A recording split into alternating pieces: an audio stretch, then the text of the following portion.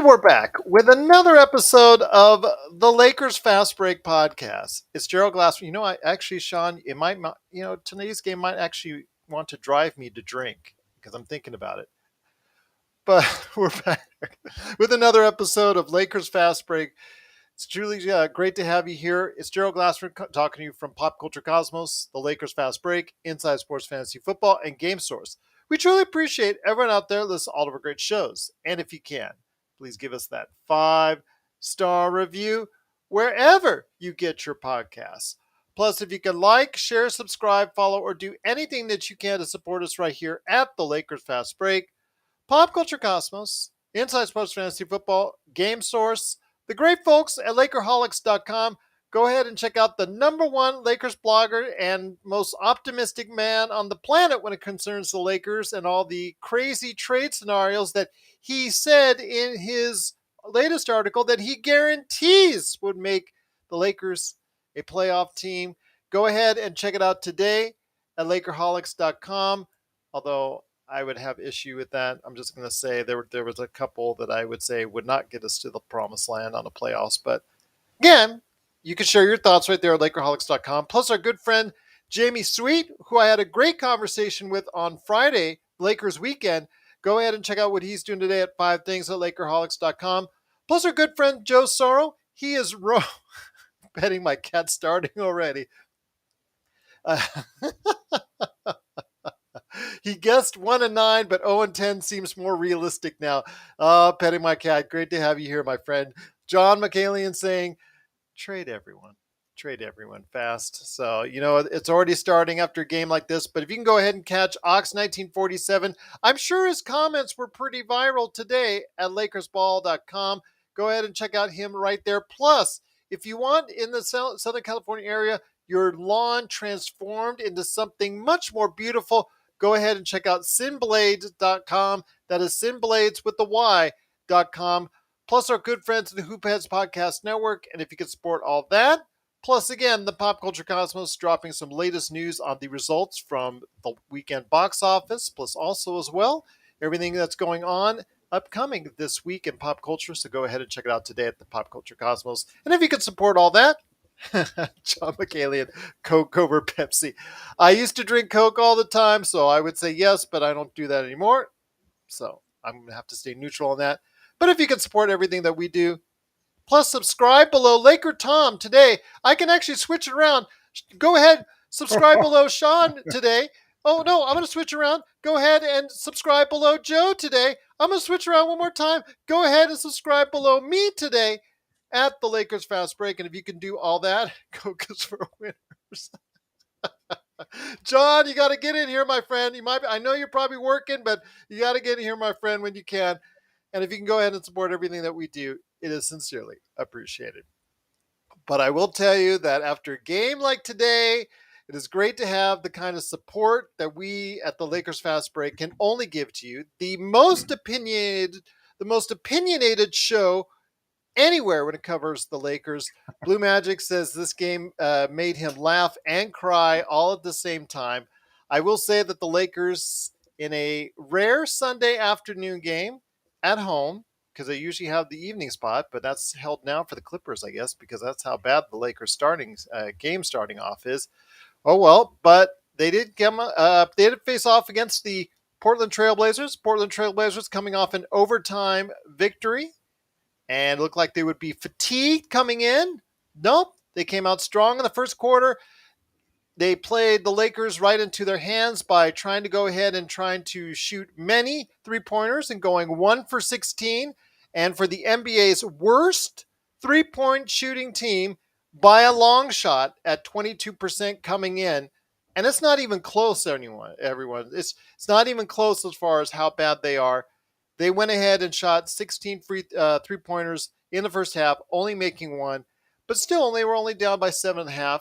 And then they came out in the third quarter, and I'm going to put some positive spin on this. They came out in the third quarter and dominated the third quarter with their best third quarter of the season so far, outscoring Portland 35-23 and gaining control of the game. But as the minutes were winding down, the Lakers, unfortunately, could not contain Damian Lillard, who looks like he is back. After a 40-point performance on Friday, he backed it up with another 40-plus point performance here. And I will tell you what, the first time you get burned on a step back, you got to say, okay, great shot. But if you really think that he's not going to do that again, you're kidding yourself. And Lonnie Walker, the fourth, fell sucker for it time and time again as he hit a three-back fall away three, and just really the game came down to poor execution on both ends of the floor for the Lakers, with the Lakers in the last 90 seconds absolutely having an abysmal half-court offense and making poor choices, including Russell Westbrook with plenty of time on the shot clock, coming up with a jumper that was just not even close. LeBron, turnovers, making mistakes in the final 90 seconds, just really, they deserve to lose. Let's just put it out there. They just deserve to lose because the Lakers blew a lead that they should, and blew a game that they should have won. There's no excuses for it. And unfortunately, the Portland Trailblazers, with some clutch shooting down the stretch, pulled out a 106-104 victory. Again, Damian Lillard, great showing by him. He's back. It looks like the abdominal injury is all but a memory. He's actually had two 40-plus point games in a row. LeBron James, 31 points, 8 rebounds, 8 assists. Anthony Davis maybe taking some heedings from what Sean Grice was saying the other day. 22 points, 10 rebounds, but 6 block shots, looking a little bit more effective on the defensive end, creating some havoc right there in the key. And for Portland, they had to go ahead and settle for a lot from the outside because of what Anthony Davis was doing. Lonnie Walker chipped in with 15, but after that, it was really just a poor sight as far as the rest of the collective effort. The team itself, unfortunately, the bench was abysmal.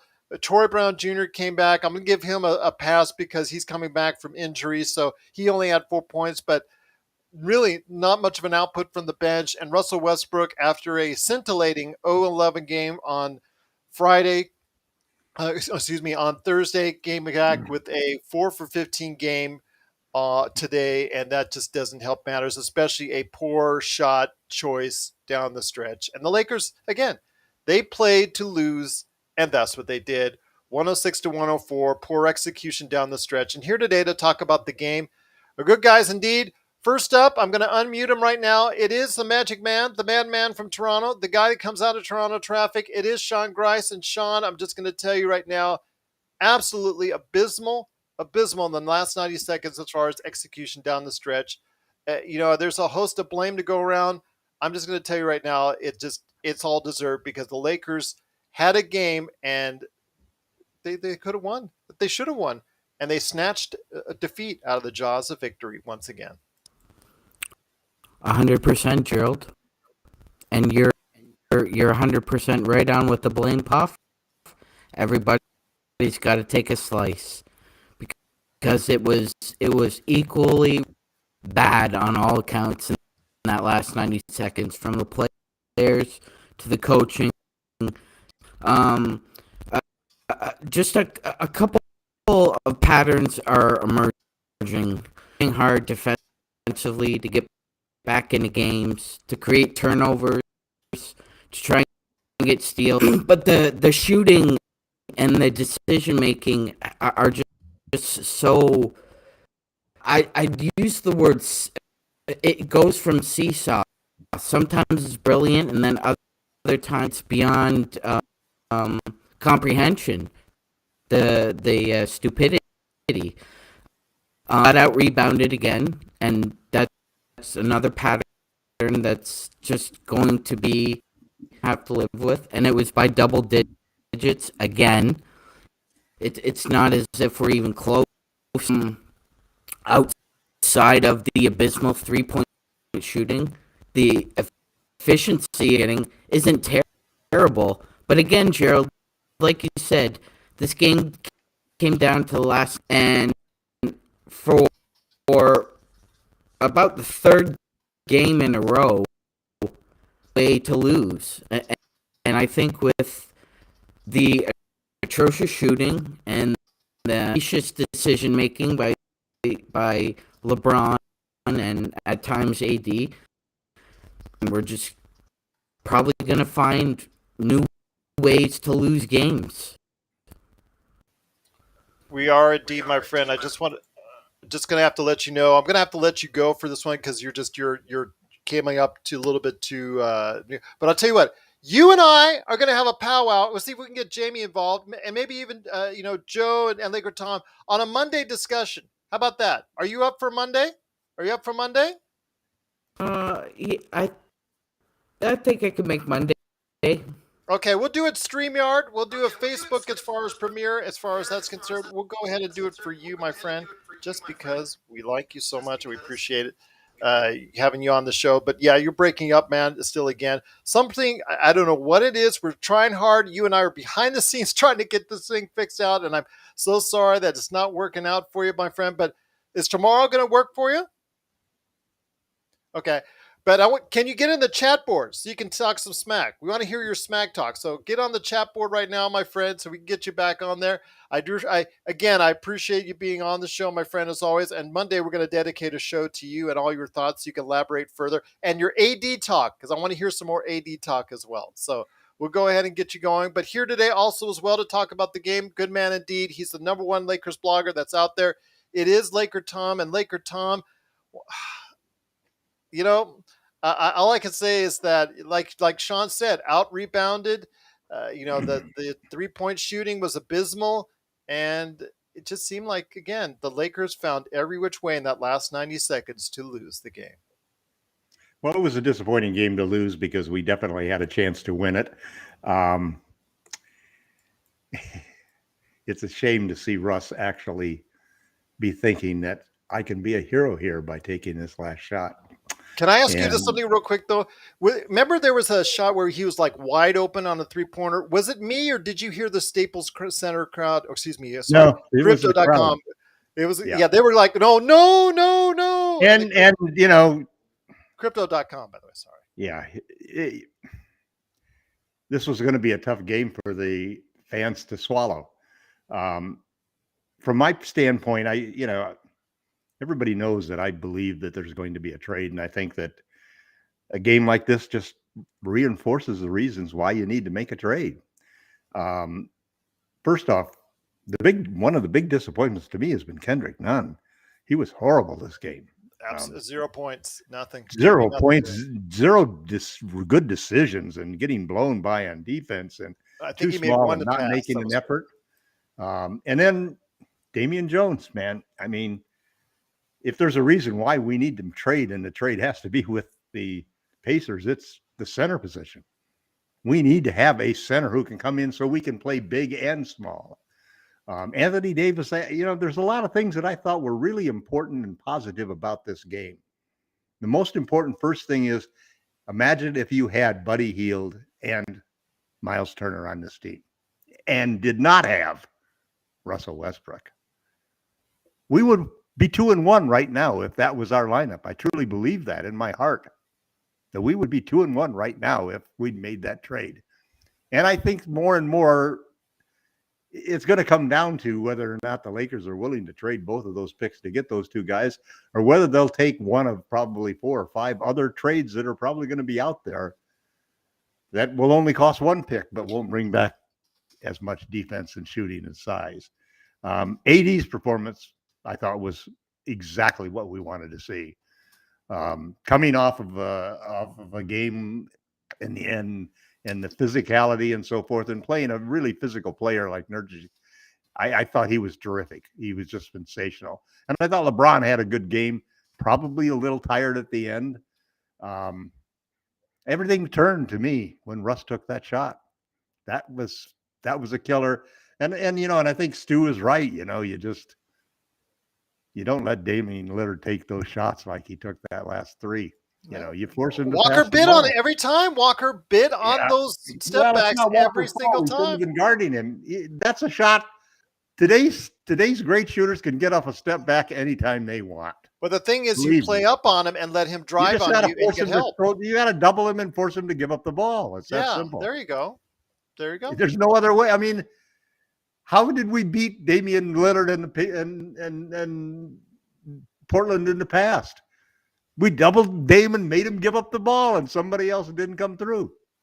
I actually, the first time I saw it, I thought that I thought that AD did block that shot that Grant made that put them ahead there. That was a hell of a nice move by Grant. And that was a great shot by Dame. Right now most people think the Lakers are slightly better than Portland, and I think that's probably what it was. I think if we played them 10 times, we'll beat them 6 times. They'll beat us 4 times. But again, we saw some things in it. We saw defense again. They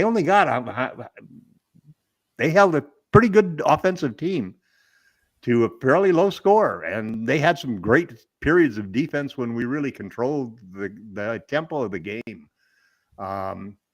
We outscored them dramatically in points in the paint. We just got killed from outside the 3-point shooting, and the things that we're losing, the rebounding battle because of size and the 3-point shooting because of shooters, are all correctable things with a trade. If anything, I think this accelerates the need for Pelinka to make a deal. Because I don't think we're going to find, even if we wait till the end of November, it's 1 month away. What are the chances that a superstar is going to become on the market that Dame is going to want out, or that Beal is? It's just not going to happen. And so what we're going to do is we're going to make a trade. We're either going to trade 1 pick or a couple of guys from Utah, or a couple of guys from the Hornets, or a couple of guys from the Spurs, or we're going to trade 2 picks for the 2 guys from the Pacers. And as far as I'm concerned, I saw what I wanted most to see from this team, which is a dominant defensive Anthony Davis. That wins the game for me as far as I'm concerned from a long-term picture. And secondly, LeBron still has everything that he had before last year, and Father Time is not going to win the battle this year. I thought that again, there were some other good signs. Definitely JTA and Brown give us a lot better defense on the wing and a lot more size and so forth. And I thought that there was excellent defense by Reeves in the first half. I thought his defense was terrific. Stints that we had back. I would have liked to have seen him finish the game instead of Westbrook. That would have been a much smarter move. But at any rate, I think that this is progress, because what it tells me, I've seen 3 games where we've played good defense against superior offense, and 3 games that we could have had a chance to win if we'd had shooters. So I just trade them before 20 games. Just make sure you trade them for 20 games. We'll be okay, because I think this team could still end up close to 500 in the first 20 games. Once again, it's the Lakers Fast Break. It's Gerald Glassford coming right back at you here from Lakers Fast Break. Of course, once again, the Lakers, unfortunately, snatched defeat out of the jaws of victory with a 106-104 victory. Unfortunately, by the Portland Trailblazers. They lose again. Lakers are now 0-3. Unfortunately, Jeremy Grant gave a last second shot, and LeBron couldn't match with his last second shot of his own. Unfortunately, missed at the buzzer, and the Lakers, due to poor execution down the stretch, fall 106-104. But also here today, and by the way, doesn't Father Time look a lot like Jason Momoa? Kind of makes you wonder in those commercials with LeBron. But also here today, talk about what's going on with the Lakers and their latest loss and 0-3 standing. It's Good Man Indeed. You got to go ahead and check out what he's doing today, of course, at LakersBall.com. And of course, transform your lawn today at SinBladesWithAY.com. It is Joe Soro. Joe, very frustrating to watch. I know things were looking good halfway through the 4th quarter. Lakers had pulled out to a 5-7 point lead, and unfortunately, it just fell apart from there, and you could see it coming a mile away about the poor execution. You just saw it. You saw it coming, because this team really has that losing mentality right now, and that's something they have to shake off. They have their highest paid players suck the energy out of them on that. I don't even know what I keep playing it over and over in my head. The thinking, this is the kind of play decision where Phil Jackson would sit down and go, and just kind of just stare at you like this. I don't know if he would really say anything. He did it to Ron Artest. If you guys remember that playoff game against Phoenix when he shot the ball too early. You know how when Phil Jackson would sit like this with his hands between his legs? I remember at the timeout, he kind of just looked at Ron, and he's like you could tell he was like wanting to say what blank blank to the blank blank blank were you thinking at that second? And of course, Ron made up for it later with the game-winning layup. But as soon as he shot that ball, and I knew, and you could tell he was going to miss it, I said, that has to be the last shot he takes as a Laker. That's that right, like the second he took it, I said, that has to be the last shot he ever takes in a Laker uniform. If it's not, he should have been pulled from the game. Yeah, that is. I was angry that he was stayed in the game, that Ham didn't pull him right then and there. That is on you as an organization, as a coaching staff, as an ownership. You guys need to make the call, send him home. Whether you guys are going to trade him or not is irrelevant at this point. You got to do what you can control. What you can control is, had you kept him out of the fourth quarter, I am very comfortable that we would have won that game. And at this point, this was the one game I had scratched the first 5 games as a win. And if they had lost this game, I was deathly afraid they were going to start 0-5, possibly 0-6 and 7 now that Utah's actually showing some skill set. So I don't know. I don't know what's the right trade. I don't know. I'm starting to veer over to I don't care anymore. I don't care about the future anymore. If they want to do something to get rid of this cancer, then they're going to have to either get rid of him, set him on the bench for life, and or do a trade. Otherwise, we're not. This is beyond missing shots from 3. It's just a momentum destroying player in every facet of the game. Addition by subtraction. Beyond, I know they were playing well, guys. They were playing well for the first time this year in the third quarter, and in the fourth quarter, you had that feeling where LeBron was just getting the shots he wanted. AD was blocking shots and protecting the bin as best he could. The refs were as garbage as they've ever been, and it probably that little bit of that kind of cost us the game too. They were destroying any momentum that any team could get, especially the Lakers, that would have likely gotten us a W on this. But more important than anything at this point right now is I can't continue to watch this guy play anymore. I don't know what to do. I really don't know what to do. I mean, I told Tom, I thought I heard, because he had a wide open 3. There was literally no one within 10 feet of him. They let him have it, and you could hear the crowd moan and groan at Crypto.com arena. And of course he bricked it. And then his choice late in the game, with there's still so many seconds left on the shot clock. That was not his shot. Yeah, that's not his shot. Any player on the team, any player on the court knew right that moment, just like Joe said. Yeah, that was not his shot. That 15-footer he tried. Again, still plenty of time left on the shot clock to work out for a better shot. He chose. And even they let him have it. They knew it, and they knew he was going to miss. Even that shot, if you're gonna take that shot, this is the part that really bothers me.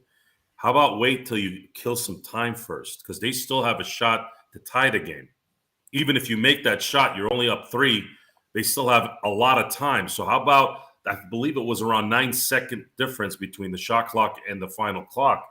And I'm going to wait till run out some time a little bit. Ham should have called timeout when he saw him just getting ready to shoot, If Ham needs to make that call tonight. He needs to go to Rob tonight. Russ has tried hard. Russ has tried. I was watching him on defense, and he's played defense the entire game much better than I've ever seen him play before.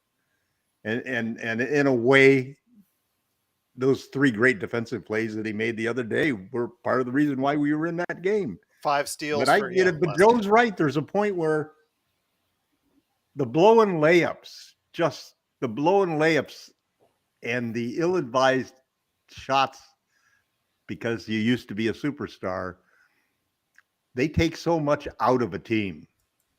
That shot I thought deflated the entire Lakers team. It deflated LeBron. It deflated, and believe me, there was just like every game where I watch Russell Westbrook, I can't help myself. Great pass, Russ. Great rebound, Russ. Great defense, Russ. And he made some terrific plays in this game. But to go 20 more games, either these, what we're seeing to me has to be telling Rob Pelinka that you need to do something, because we can't wait 20 games. We can't have 20 games with the crowd booing when Russ gets ready to shoot and Russ thinking, well, this is a chance for me to make everything up by making this shot and taking a shot that should have been AD's or LeBron's or an open three-point shooter who knows how to shoot. We need to trade. They got to accelerate the situation, and they probably would be smart just to say, you know what, it's better for Russ because of all of the controversy going on to just go home and sit, and we're going to make a trade, and it's going to happen before the end of November, and then get on the phone and call every single person that's on your list. Take the best deal and move it and do it now. The question now is, what if LeBron goes to Rob and says, you got to get rid of this guy right now? What would Rob do? I don't think LeBron's going to do that, because I think LeBron sees the writing on the wall.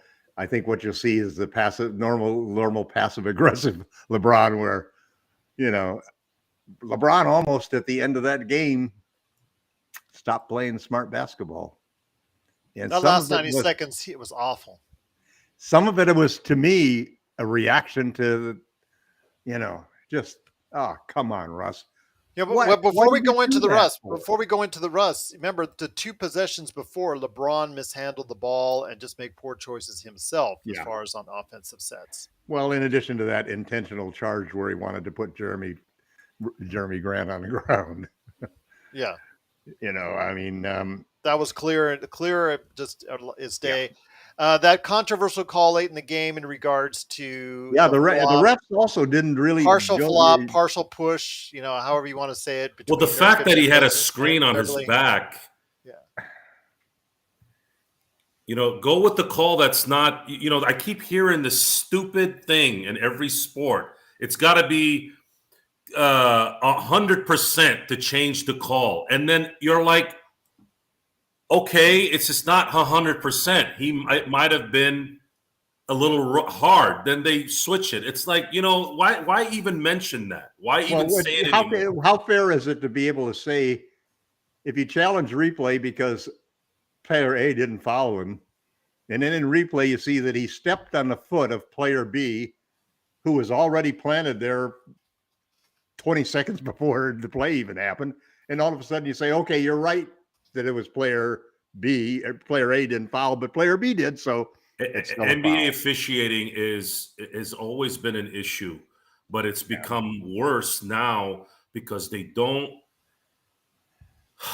I don't know if you guys noticed this, but the last 3-4 minutes take like 80 minutes. Yeah. Now the last few minutes would always take a long time in the past when they would foul. Now it's just refs not making a damn decision in a timely manner. Yeah. And it's really talking about momentum. That's a worse momentum situation than just fouling and then waiting for the guy to go to the free throw line. Now it's, wait a minute, we got to go talk. And how long does it take you to make a decision? You see that Nurkic hit him. He fell. Okay, cool. It took, 5 seconds. Okay, guys, it looked like he flopped. Okay, let's go. Instead, they're sitting there for like 10 minutes. What are they looking at? I love the response, though, from the ref. It says Nurkic was holding his position and Beverly took a dive. So, I love that response. I've never heard a ref. What are they, Nostradamus? They know now what he was thinking. It was a pretty good dive because I thought for sure. You called it. You got to put some value in what you called on the court. Let me ask you this. Do you think he didn't get the call because he's Pat Beverly? It doesn't matter. It doesn't matter if that's the case. The case is it's not conclusive. So you go with the call on the court. That's what you guys tell me. That's what you told me. Yeah, but at the beginning of the game. Pat's got a rep. Pat's got a rep, and it affects the calls. You just have to admit it. The one thing that I really you have certain little epiphanies, minor epiphanies, I call them, during the game. And one of them I had today was that I really like Pat Bev. I like the way he plays defense, man. He is exactly the kind of guy I like to have on my team. Do you realize he might have more fouls in the NBA than anyone right now at this point after 3 games? That may be true, but the other side of it is I've seen him affect so many plays and his style of play. When you play with a guy like that, it infects because you have to play that way yourself. It's so important for the mentality of the team. We're talking about the rules. The whole defensive thing. The rules are the rules. If you're going to put the rules in, then follow them. Conclusive. I'm asking about a conclusive call. You don't know if that's conclusive. You weren't in that play. You're just looking at replay. Now, if it was somebody that hit somebody's hand versus not hitting somebody's hand, that's a different story. But how do you know? You called it on the court. Go with that since it's not conclusive. They've complicated it way too much, and these end of the game. They need to specifically say that what is the foul you called, and now let's review whether that foul is right or wrong. And what they're allowing is the referees to make judgments of other things that happened at the same time, which I don't think is fair. I think it has to be what's your original ruling, right or wrong. In that particular case, the guy wasn't, he wasn't fouled by the player they called a foul on. And actually, I don't even think it was really a foul when the guy steps on your foot. It's the refs. The refs have always been bad, but the refs have become a third team on the court. They've become the third team on a football field. It is a constant. We just need to make the trade and get some shooters, get a little more size, and we'll win these games. We'll see. I mean, Tom has a list right there for you as far as at Lakerholics.com of all the different trades that he says will guarantee that the Lakers would make the playoffs if they. There's actually 6 trades that when you put them through the trade machine, and the trade machine basically uses B-Bill Network's LeBron rating for who wins the trade type of thing. So I sent out 6 trades, 5 trades and one that I found later that actually all of them had exactly the Lakers in getting 6 more wins to take them from 44 to 50, which puts them right among the top 4 in the league. So it's a good article. Read it, and the trades are there. 5 of the 6 trades are one draft pick trades. The only trade with 2 is the Pacers trade. All of the others are for 1 pick, because I think that's what the Lakers really want to do. They really want to keep 1 pick so that they have their actual pick this year plus another pick next summer. And that's not even going to be a great pick because New Orleans is looking really good right now, and they're going to get that pick instead of what the Lakers would normally get because they have to swap picks. So, well, it all depends where we end up this year. Yeah. Well, right now, when you're 0-3 and New Orleans, they're going to take this year's pick, which will give us the next year's pick. Yeah. Well, no, they just get to choose swap positions, and then the next 2 years they get to actually choose which of the years that they want. So they get a double bonus. I thought that they got. Is a swap this year? They only know just positions for this year. This upcoming draft is just let's say the New Orleans Pelicans finished, high up in the standings. Mm-hmm. The Lakers finished low in the standings. They just have the right to swap that pick, not actually take the whole. Okay, pick so then it's the next pick, which is the one that is a 2-year deal where they have a choice of. Mm-hmm. They can push it to another year depending on what it is. Yep. This coming year is a tough one too because there's a lot of talent coming out this year. Yep. Right. Yep. A lot of talent, like you said, Joe. And what the Lakers want is the following year. They want to have another pick to be able to offer the following year when they get to keep one of those picks. Well, it'd be difficult to do. Well, again, the chat room. But there's a lot of there's a lot of teams that are. It's kind of funny because there's a lot of tanking teams that are winning right now. Yes, and they're winning with those players that they should be trading to tank. So Utah, Indiana, there's a couple. Everybody's waiting to see who wins the Lakers picks, and then then they'll fight over the rest of the picks that are available, because everybody seems to acknowledge that the Lakers picks are going to have the most value because the team is for sure to crumble after LeBron leaves. And as I touched on this before, the words before the start of the season was that Darvin Ham was committed to going ahead and trying to reduce LeBron and AD's minutes at the beginning of the season, and then he would ramp them up accordingly after the first of the year. But obviously that is nowhere near the case, because again, you had LeBron playing 38 minutes and Anthony Davis 36 minutes. Joe, are you somewhat concerned or any concerned at all about the minutes that are being played right now? Yes, I understand that we're seeing LeBron face off against Jason Momoa, aka Father Time, the commercials, but as we saw at the end of today's game, maybe he was making those mistakes because he was a little bit run down. Yes, it's a very logical observation that he ran out of gas towards the end there.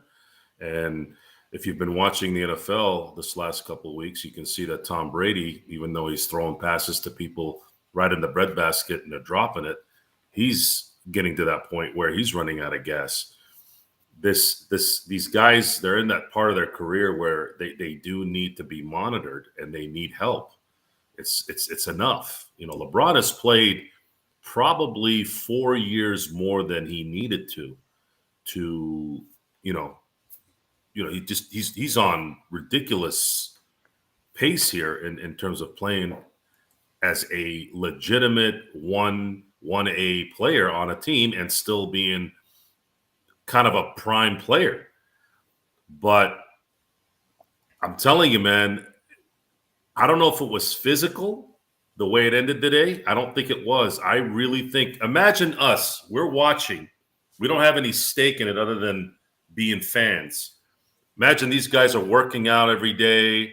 They've got a legacy on the line. Someone like LeBron. You have AD who's trying to prove himself. He just fell the previous game, almost broke his hip, and he's trying to fight through that. And he played really well and showed his Defensive Player of the Year ability today, which, I'm hoping that he can continue that because I think he could get that this year if he does keep it up. But I'm telling you, man, this right here, guys, this is what I think ended up jacking LeBron at the end, and it resonated all through the team. Yeah, I think you're right, Bill. I think you're absolutely right. You have a player that just, I'm sitting there and he takes I was sure shot. We were going to lose at that point too. Oh, it was just tragic in my living room feeling like that. Imagine when you're on the court. And again, this is the part where you appreciate those players and those great players that we've watched that are more demonstrative, that are more accountable heavy. And LeBron, unfortunately, AD, unfortunately, don't have those kind of personalities.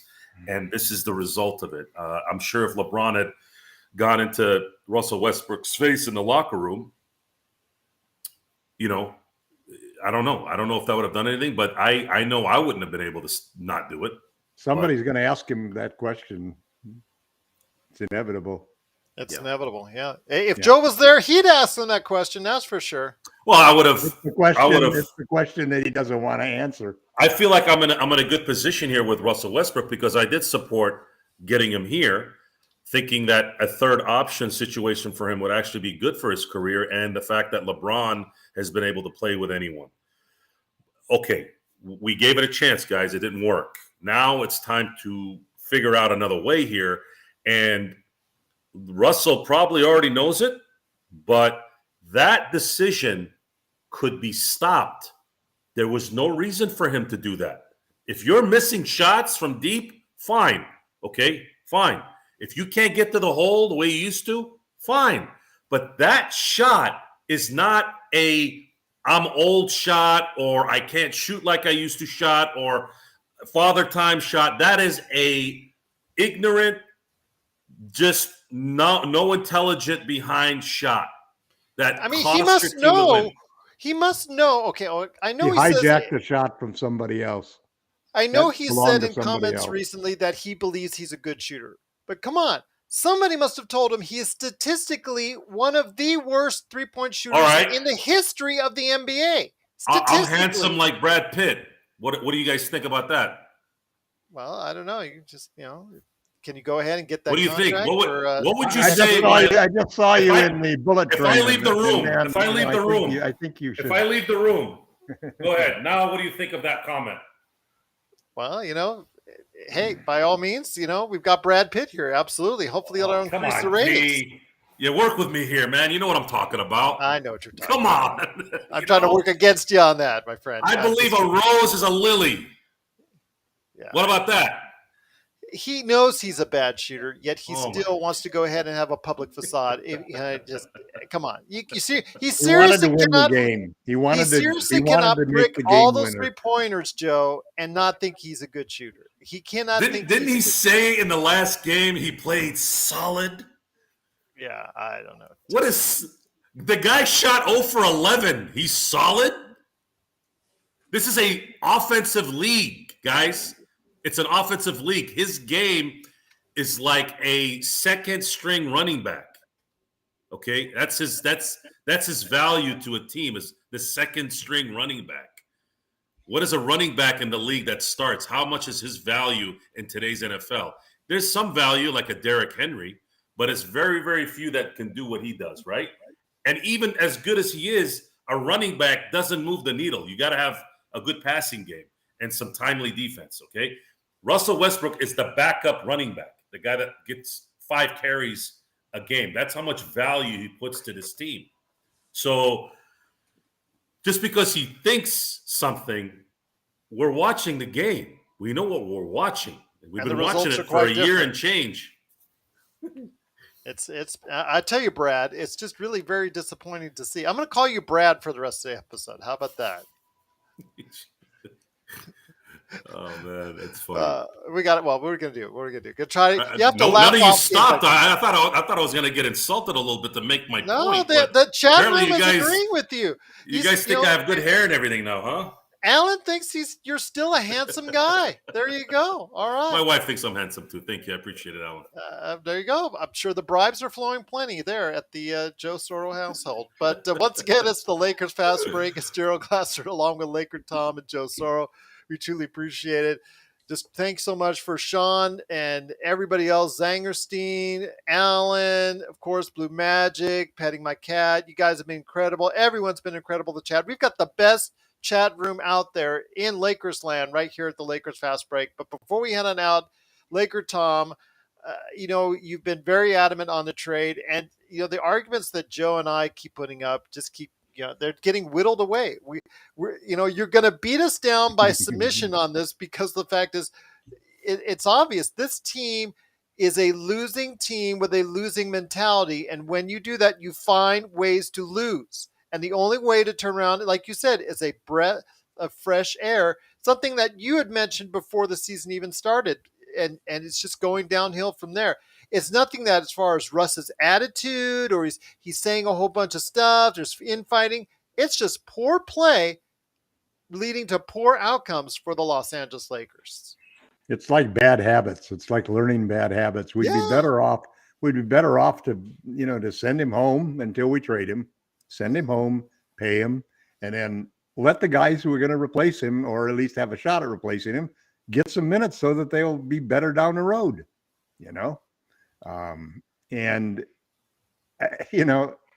I tell you, I think that Joe is absolutely right that, and I saw one of the comments from somebody on the chat room that basically about Russ sucking the hope out of the Lakers that last couple of minutes. Yep. I think he did. It's just that it's like you fought for 46 minutes and then man, somebody does that, comes down and takes a Because hear me out, Tom. It's like climbing up a mountain. When you shoot from the outside as bad as the Lakers do, and remember, they came into the game shooting 22%, and they actually shot worse than that today. It is such a mountain that you have to climb, plus the fact you're getting out-rebounded, but yet you were able to climb both those mountains and still be able to lead that game and still manage to find a way do something for the players that are putting out before Yes. they start losing also, before they start buying into we can't win. Because that's what you're doing to the team if you let them continue to play what they're doing. So you play out the 20 games and hoping that Kyrie will suddenly have a blowout with the the Nets and he'll be available. Or Bradley Beal will suddenly be available, or Dame decides, I want to be a Laker, It's not going to happen, man. You're going to ruin the whole season. And all of the guys who are playing hard defense and doing the things that have made us enjoy. I mean, we were, as much as I hated to lose the game, man, I was in the game. I was watching the game. I was thrilled by the game. I was yelling. I was rooting. I was engaged. They had me. They had me up until when Russ did that. I mean, I had a little dip when he took the three. But I said, okay, fine. It's in the flow of the offense. But when he came down court one-on-one and took that shot, that was enough for me. I thought then and there, we're going to lose this game. And you've got a lot of guys who are playing well the way that AD played defense, the way LeBron's been playing. Just get them some help now and do it as soon as possible before you allow them to start to lose and to get into a pattern where losing is it. Don't put so much pressure on them to have to win, because they're going to feel great pressure the next few games. Absolutely. I mean, they're going to feel intense pressure to win. Especially in Denver on Wednesday. Yeah. That's going to be a tough one. Joe, were you, putting aside what happened in the last minute, were you at least somewhat, I guess, I don't want to say vindicated, but feel so far this early part of the season that Anthony Davis has come back?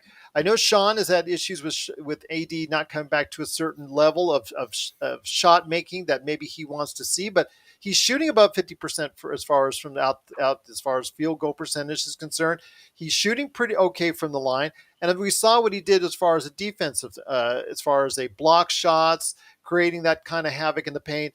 No, he's not rebounding anywhere near what he needs to do, but he needs more help along the front line, as Tom has indicated with the center. But are you encouraged, at least in the start, by what AD is doing so far? For those who are questioning AD's rebounding prowess, understand I know we all watch the game the same. We're always watching the guy with the ball. But if you guys have a minute to watch AD, kind of like a parent watching their kid play, no matter who has the ball, they're watching that player. Watch AD play in the next game. Just watch AD. Don't worry about where the ball is. And see how he maneuvers around on defense. AD covers gaps. He's kind of like Ed Reed. Okay? Ed Reed is arguably the greatest free safety that ever played in the NFL. And what that guy does is he covers so much ground, and he's so talented in doing that there's going to be a deficiency in certain areas that you wish he's going for better. Blocks, as Zanger Right. seen, and I said it earlier. Yeah. Right. And the fact that he had double-digit rebounds still with that is amazing. And anytime you got a player that gets 6 blocks, and a lot of his blocks were effective blocks. Mm-hmm. You have a player that is doing his job. AD's done his job this first 3 games. The issue right now is spacing. He needs spacing on offense, and we don't have that because everyone's dropping down. And if you've ever listened to Shaquille O'Neal talk defense, what helps his defense? Offense. So if AD was getting those easy chips on offense, it makes you more enthusiastic to get back on defense and play even better defense, right? Because now you're getting the ball, you're putting it in a hoop. It does something to you. That's the whole point of the game, right? So AD is playing against the lack of talent around him, and he's still being effective. Imagine if you put the right guys around him, you're going to get more of AD of what you want, which is the MVP of AD. And the fact that he came back after falling on his hip, he knows the noise is out there. He knows he's being criticized, and he's fighting through it. And I really believe he's doing his best to make this work. And LeBron it's 20th season. What else can you do? He did 30 points, 8 rebounds, 8 assists. Is that what his final line was? Yeah. I mean, Anthony Davis and LeBron James, you can't ask for a whole lot more. You cannot ask for it's unfair. And even Darvin Ham, to some extent, up until putting Westbrook back in the fourth quarter, I'm sure he told them, guys, look, we're not making jack squat. Just go to the rim. Go to the rim. Go to the rim. And that's where all the positive plays were. Just go to the rim. Go to the rim. Not guarding Lillard. Everyone says, well, just make sure he doesn't beat you. Well, they did that, and then Jeremy Grant hits the game winner. It's like a no-win situation at this point. You need better one-on-one play in those moments. That's what helps win those games. And Damian Lillard can shoot from behind the basket and make it. If he makes it from 30 feet on a step back, what can you do, really? What are you going to do, put 3 guys there? He's still going to make it. But I agree with Tom. You get the ball out of his hands, double team him, or at least force him into taking. How we beat him. It's how we beat him before in the playoffs. Force him to drive. Force him to drive where you can get some help, where you have AD blocking shots. At least doing something different than all just one-on-one, having him shoot step back threes time and time again. I just think that the first time you get burned, okay, great shot, but you kept on getting burned on the same move time and time again, and that's a problem. That's Lonnie a problem Walker. of coaching, and that's a problem of not understanding, hey, he's doing this to you. We need to set our defense a different way. At that point, what do you do? Put AD on him? It's really scary. Either double team him or you force him to drive. You make him give up the ball. You trap him in the corner. Because if you make him drive and you put any kind of body on him, unless he makes a terrific shot, he's going to go ahead and pass. And that's what just simple things, simple execution down the stretch. There's been interviews with certain players, and they talk about how don't get tricked by the fake pump. Right? I'm talking. They're on the sideline. They're getting ready to come in, and they're like, ignore the fake pump. Ignore the fake pump. Ignore. I think it was John Sally was talking about this in one of the games he was playing against. I think in the playoffs. No, don't get fooled by the pump fake. What happens? Gets out there, pump fake. Sometimes your instincts do things, right? And that's what I attribute that to. Because if it keeps happening and you're going, what's the deal here? What's the deal here? Just put 2 guys here. Okay, let's use the Jordan situation. Jordan, you double team Jordan, he throws it to Paxson, he hits it. You double team Jordan throws it to Steve Kerr, he hits the game winner in game 6. It's like, well, okay. Well, which one is it? You got to pick one, right? Now, I'd rather take my chances with Paxson and Kerr. Lakers did kind of play Lillard on that last shot well, but then Jeremy Grant did his thing. So either way, we lost at this point, and I don't think that's the real cause of this. The cause is we were up, 7 points with a minute and a half left. Yeah. That game should have been over. Yep. And it's because of deadheads like Westbrook who don't make the right calls when it matters, and these aren't even difficult calls. But LeBron, it's not a difficult call. This is, I just saw on Twitter that Russ is defending the decision to take that shot. There was 27 seconds left, and he was trying to get a 2-for-1. 2-for-1 when you're up by 1. Yeah, this guy seriously has got something where you'd have 3 seconds left to come back. I mean, come on, guys. Is there something wrong with this guy? There's also a video going out there showing LeBron just going like throwing his hands up like that when Russ takes the shot. Yeah, remind him of J.R. Smith when he was trying to run the ball out. With LeBron was on the other side of the court behind the 3-point line all alone, and then he goes just like LeBron at this moment is. I said this in the first quarter when we were kind of getting smacked around a little bit. LeBron had the facial expression that Kobe had when Kwame Brown was on the team. Every time Kwame Brown got the ball and fumbled it somewhere, you'd go look at Kobe and his whole body language just dropped. LeBron's got that same body language. And they asked LeBron at the press conference about the shot, about Westbrook's last shot, and he wouldn't answer. Good. He just glared at him. That's all you could do. He just looked over at the reporter like, "What?" If I was a reporter, I'd say, "Hey, LeBron, I'm going to ask you this question right now, but after we're done with the interview, I'm going to ask you the question again. But I want to see which answers I get now and then answer later. Hey, LeBron, what'd you think about Russell Westbrook's shot now that we're in public?" He'd say nothing. I go, "Okay, I'll ask you that question when it's just you and I in the locker room."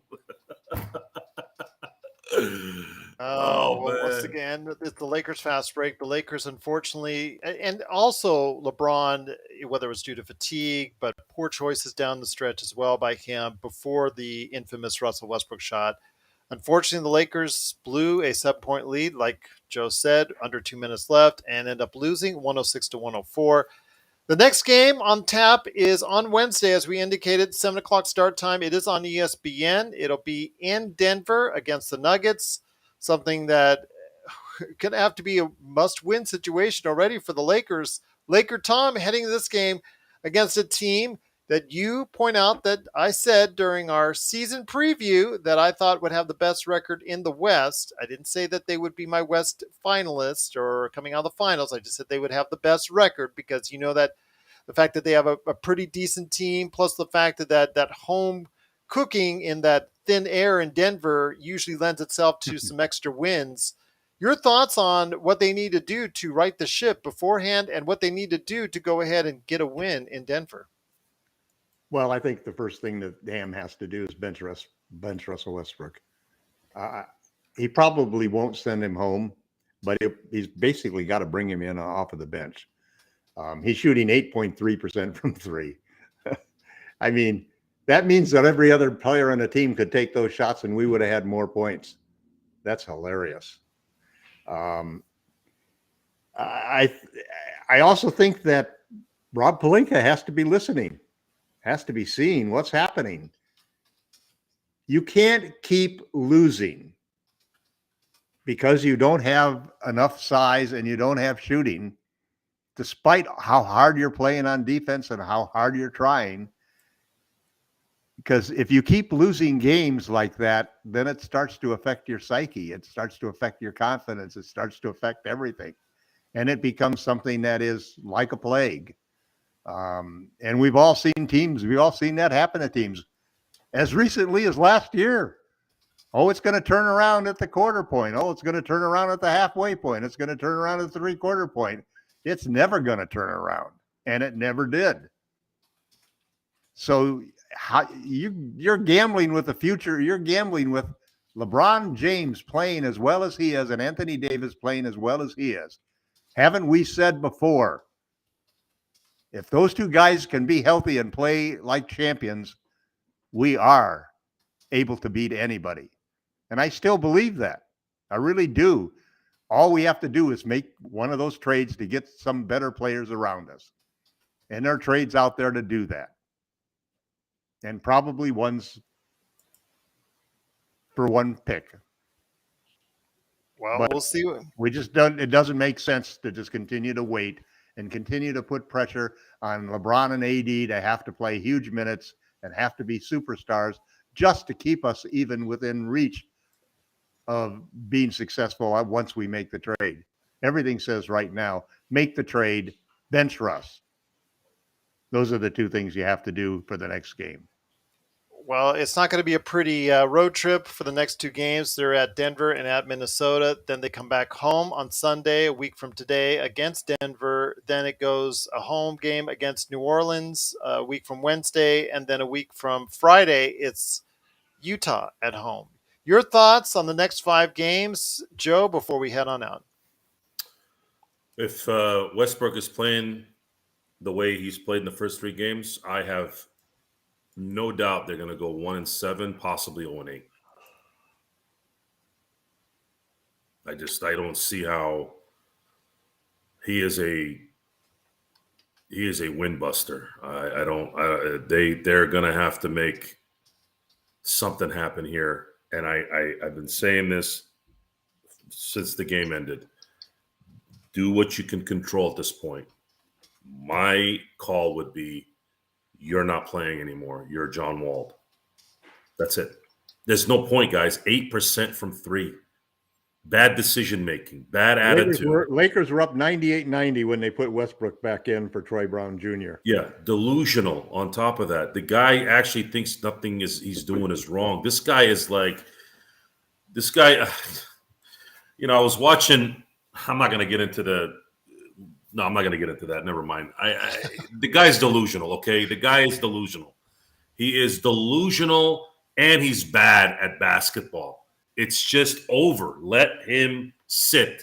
If you want to take yourself seriously and really get this team at least playing with some cohesiveness, regardless of they're good enough or not, at least some consistency of something where you don't feel like you just got shot when you lose, that you only lost because you just didn't have enough in the tank to beat a particular team, instead of feeling like you were supposed to win, but some guy who's delusional, doesn't know what he's doing, took it away from you. It's a big difference, guys. It's a big difference. And a 1-2 record is so different than 0-3. 1-2 takes you to Denver in 3 days, right? Usually we always play Denver on a back-to-back. Drives me nuts. I don't know why the NBA would always do that, right? At least you had 3 days off, 2 days off to get prepared for Denver, and you'd have a little bit better feeling, anytime you beat Momentum. Portland. Yeah, a little bit of momentum going, hey, you know what? Maybe we can ride this ship and start the season 2-2 if we can catch Denver off a little. No, now it's like we have to win this. There's a lot of pressure, and guys are gonna. This is gonna be a little bit tighter. It's going to be very interesting to see. But I know that Joe, I think, are you muted? I'm sorry, I accidentally pressed the mute button. Oh, okay. Yeah. He muted himself there. But I just think it's going to be very interesting to see if the Lakers can pull out any of these games upcoming outside the Jazz game. Because, but even as Paul said, Paul, the Jazz are 2-0. And I said, is Danny Ainge pulling out his hair? They still got My they still plan got didn't the work. they still got the My players plan that didn't are going to work. win games. Yeah, that would be the ultimate in irony right there. And I don't know, Paul. I said Paul like with a question mark. Congrats, maybe on the 2-0 start. Is that what you guys really want? Cost ping pong balls. Yeah, it costs some ping pong balls right now with all the teams. But then again, it's early. Paul Littman says he thinks he is pulling out his hair, but they are fun to watch. Love the honest takes. Would you guys ever consider doing a show focusing on the NBA at large, maybe like a weekly pod? You know what? That's a good idea, Paul. I love talking about the NBA. I think we do that. I think we're going to go ahead on the off days and start looking at maybe not only just the Lakers, but look at NBA as far as that's concerned. I think you're right, Paul. I think we'll do that, and I think we'll go ahead and plan something out. I know I've got a show tomorrow with Sean Grice, who StreamYard loves, even though Restream hates. But we're going to go ahead and do a StreamYard show with Sean Grice. Hopefully these guys will be there. Hopefully Jamie Sweet will be there. And you know what? We will go ahead and discuss what's going on in the NBA to get everybody caught up on the NBA after this first weekend of play. I think we'll touch on that, plus obviously what the Lakers can go ahead and do. That's right. From now on, we're going to go ahead and touch on a weekly pod on the NBA. I think that's just showing you out there that we do love to discuss the NBA in general as well. So absolutely, we're going to go ahead and touch on that. That's a great suggestion, Paul, and we truly appreciate you going ahead and letting us know. Sean Grice says if they lose on Wednesday, a trade will happen by the weekend. Now you're sounding like Tom. Now you're sounding like Tom. You're going to start those deadlines, and if the Lakers go over those deadlines time and time, What's it matter? Still move the deadline. Yeah, you move the deadline. What's the matter? It's going to happen. They have to. If they don't trade Westbrook, they end up. If they let Westbrook's contract expire, they end up the year with nobody to trade but two players who together make less than $5 million. Even if they had 3 draft picks, they couldn't trade those draft picks because they couldn't match salaries to get anybody back, because LeBron and AD are the only other players with contracts that are more than $3 million, more than $2 million. Everybody else is minimum salary. So Westbrook has to be traded. The issue, guys, the issue right now is getting rid of him. All 29 GMs know the Lakers are desperate, and they're going to want to stick it in every eye socket. Yeah, but there's also 5 or 6 teams who would like to have one of those post LeBron James Lakers unprotected first round picks. It's going to also come down to, do they have enough? Does this particular team have enough talent to justify the trade so the Lakers can actually win? Yeah, that'll be one pick. There's not many. There's nobody out there except for the Pacers who can demand 2 picks. Yeah, It'd have to be somebody like Kyrie or Beal or Damian Lillard or somebody like that to decide that they were going to be moved. Otherwise, you're looking at 1 pick trades. Yeah, he's and gonna. There's several of them out there that make sense for the Lakers. They'll be improved. I guess you need a great shooter. One of the things that is having even an one great average shooter shooter? can make a difference. How about an average shooter, Tom? We're actually at 20%. We got a bunch of average shooters. We got a bunch of average shooters who basically they're not shooting average. They're below average, okay? But the thing is, when you've got a guy who's like a Buddy Hield, or there's several other versions of it, who basically teams just cannot ignore.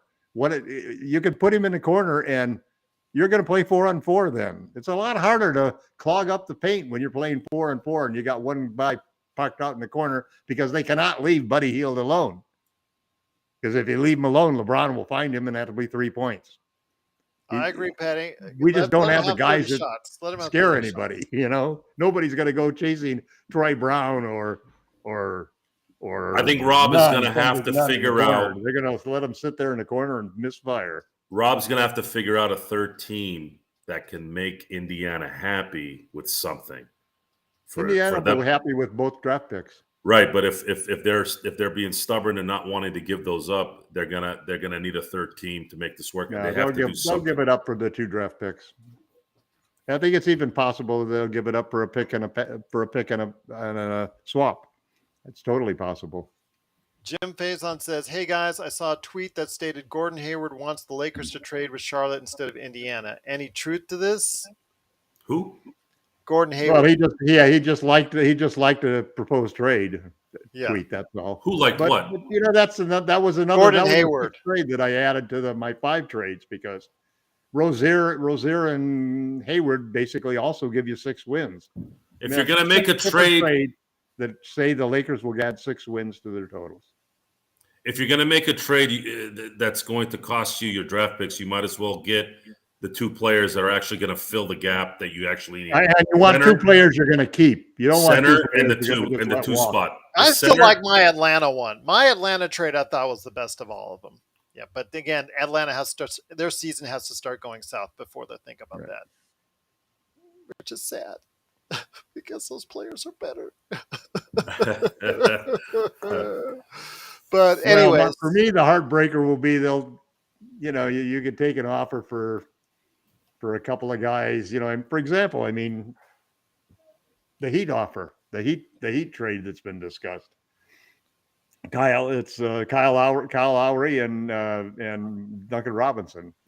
You get 2 40% shooters that take 15 threes a game, and then they make 40% of them. We need a center, though. Yeah, I think we need a center. As much as I've been dogging Miles Turner for not being healthy enough, at this point, I think a one-legged Miles Turner would be better than Damon and Thomas Bryant put together. Well, that's one thing Kervin Abreu said as far as Carmelo. It allows LeBron and AD to play bigger in bigger positions. Because they can play the 3 and 4. LeBron's defense on the 3 has been excellent. He got beat by Grant on that drive, but LeBron's played terrific defense, man. I've been watching him off of the ball, and like Joe said, you learn a lot more about the game if you just focus on certain players during times instead of just watching the ball, the easy part of the game. But Bron has been very good, especially his defense against 3-point shots. He's up on his man, and he's not, and he's moving his feet really well. So that's a good sign. He's definitely, he and AD have definitely been leading the defense, and Brad and Beverly. I've really gained a lot of respect for Beverly. He just creates chaos out there. It's havoc. Well, I do want to mention that Turner will give AD some breathing room. Yeah, he would, and he's not a great 3-point shooter by any stretch of the imagination because 36. But He's average, which is 35.9% career much shooter. much That's better than average. what we have now. So Better than who being am I to low average complain? where your best games are average. Yeah, that's true.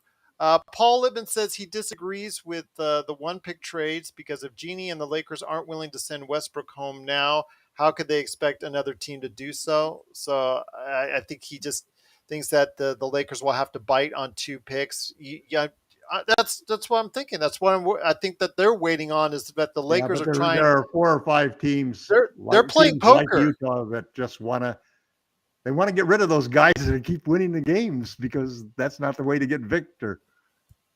Yep, So absolutely. Another thing to factor in, guys, we talked about this before. Another thing that we have to pay attention to is letting the contract run out is not necessarily a good thing because you're No, going it's to a bad thing. lose 14 million from that 47. I think around 14 million. Yeah, we'll only end up with about 35 million. That's the other alternative that has some viability and has some support on the media that the Lakers want Draymond. You're not going to get Kyrie for 35 million, but you probably can get Draymond for 30.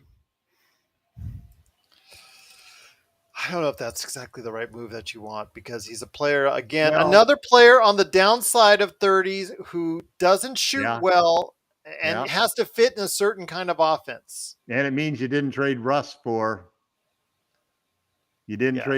players. You instead, I mean, if you did trade Russ, you were giving away a draft picks just to get rid of him rather than to bring back players.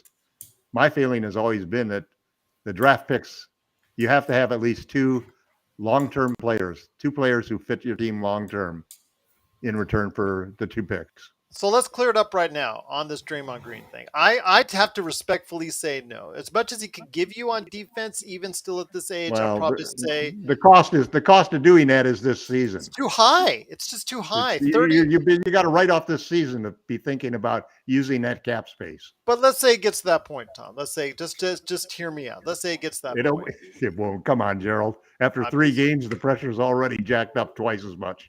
Well, again, everybody is still the Draymond, like you said, Draymond Green talk is still out there. Yeah, paying the guy $30 million. You got to sacrifice the entire season. You got to go through the season without using those 2 picks. What do you think LeBron's going to feel about that? He's being really patient right now. He won't be so patient if we eat those picks. What about trade Russell Westbrook? Okay. Kiss of death for the year. Well, that could be a possibility, Kervin, because the fact that you have players there, nice young players, a lot of wing players, but are they talented enough? I know that Oklahoma City has a ton of. You got to match salaries. That's the problem. That's the problem, Kervin. You would have to get a whole bunch of players back from Oklahoma. I mean, City you can do that. For example, you can trade with the Hornets for Gordon, Hayward, Oubre, and have them include PJ Washington, for example. That's a trade that really works because Washington at 27 is an elite small ball center power forward who shoots the 3 and plays elite defense. But that's the kind of trade you have to do. You have to take Gordon Hayward and Rozier, big contracts and so forth. I mean, remember all of these guys we're talking about getting for Russell Westbrook, they aren't the top 25 players in the league. They're players who are either something with their contract, something with their health, something with their history. There's some reason why they're available. Why they're good enough that they help their team win, and they're good enough to be legitimate rotation players on a team with LeBron and AD, but they're not stars. They're not superstars. None of them are. That's why Kyrie is so attractive, because he is a true superstar. But if you get a true superstar, that means it's going to take away touches and points from LeBron and AD. Why not get guys instead who can score points that our role players today can't score? Can give us 15, 16 points every single game. 2 guys in the case of Hield and Turner who are going to get you, a lot of points every game. They're going to be solid contributors. They're going to spread the floor. They both can shoot better than anybody else on the team except for LeBron at this point in time. So you just have to make a decision to whether you want to get a little bit of help and only pay one pick, or whether you want to get the most help you possibly can and pay two picks. What do you think the Lakers are going to do if they're faced with that choice? Well, What do you think I agree Genie's with gonna Paul. do? I'd stay away from Hayward because, ever since that injury, that horrible ankle injury, he's just never been the same player since. Paul is telling from experience as a devoted Utah fan to stay away. Oh, excuse me, stay the hell away from Hayward. I don't see any trade that makes close to the sense that the whole thing about Miles Turner is he makes LeBron and AD both better. He just makes the whole game easier for both of them. They get to play against smaller guys. They avoid the banging. There's always a guy there to protect the rim. And the whole idea of how you're going to score on a team with LeBron and AD, I mean, with LeBron, AD, and Turner in the front court, we'll be able to put a lid on the team, on other teams attacking the rim for 48 minutes a game. There's just so many benefits to that trade, and it's so frustrating. I've been rooting for that trade for like 5 years, and I've gotten so close to it that they tell me we were on the 1 yard line, and now we may fumble a ball. So it's so funny because Pelinka can really make a trade that could pull off and turn around this season. He really could. I think it's entirely possible that he might be able to pull that trade off for a swap and a pick. And if he can do that, I guess I have to eat everything bad I've said about him for this whole entire thing, because I would have given up the 2 picks a long time ago. Well, we'll find out what happens. But yeah, once again, the Lakers did lose 106 to 104. Unfortunately, they didn't execute down the stretch once again and found a way to lose. Chris Schwartz says, move on from LeBron. I wouldn't move on from LeBron just yet. Game. It's Yeah, just one game. You did say this last year. You can't move from LeBron because he's still playing really well. Yeah. Yeah. You need to make a decision. And here's the facts, though. Here's the facts. As he gets closer to that scoring record, there's no way the Lakers are going to let him go. That's not even. I think we're getting off. We're getting off to unrealistic. We're turning into Russell Westbrook right now. LeBron is not going anywhere. Matter of fact, if LeBron keeps playing like this, he's not going anywhere for a while. 3 or 4 years. So you need to now really start figuring out what the next plan is. I don't know what it is. Part of it is they've already done, which is get a lot younger. They need step one. They need to get rid of this guy now, tonight. They need to sit him and then figure out the next step after that. You have control over that. Get this guy off the team. It's the big subject already on social media, is the whole. And that's it. Russell, you start there. 4 minutes and 42 seconds with Russell Westbrook in the game. You start there. Then you try to figure out if you can make something happen on the trade market and go from there. Yep. There is nothing else. And you do it as soon as possible. Like right now, Rob has to be on the phone right now. I would be in shock if he's not on the phone right now doing something to fix this. I would not be in shock, to be quite honest with you, because I don't think very much of him as a GM. I think he's just, or as a vice president or whatever he's actually listed at. As far Did you as see the empty seats the other night? Yeah, there were some empty seats today. So today I can get it. Today I get it a little bit. It's 12:30 in the afternoon. Yeah. Okay, and I know that Laker fans come late, but I've been a Laker fan for 30 plus years. I don't remember even during the Rob Sacre era. I don't remember that kind of empty. It might have been going on. Maybe I didn't pay attention, but I didn't even notice that during that era. That's probably because they were close to the court. People were still coming to, because it's still a Laker game. But imagine the fact that you've got a team that was playing the Clippers in LA and it was empty for the first quarter. It's just not good, guys. You have to speak with your money, right? Well, it's also the difference between basketball fans and followers, bandwagoners, because I'm always frustrated. Even when I used to go to a lot of Yankee games in Oakland, and I was always amazed at how.